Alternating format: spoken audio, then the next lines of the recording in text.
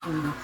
Akala nila nuggets ito, pero hindi. Pink salmon belly lang yan. So, magpiprito tayo ng pink salmon belly. Lalagyan lang natin ng garlic powder, onion powder, paminta, at saka asin ang harina, at saka ang itlog. Lagyan din natin ng asin. Kung wala kayong onion powder, garlic powder, skip nyo na lang. Optional lang naman yan. Pwede rin naman kayong gumamit ng breading mix, okay? Iko-coat lang natin ng harina ang pink salmon belly, tapos isawsaw natin sa itlog, at i-roll natin sa breadcrumbs. Yan. Ulit-ulit lang. Ganyan ang gagawin natin sa pink salmon belly para crispy.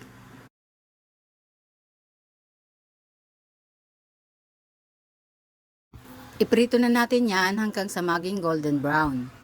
Pwede nyo rin gawin yan sa manok or sa anumang gusto nyong prituhin.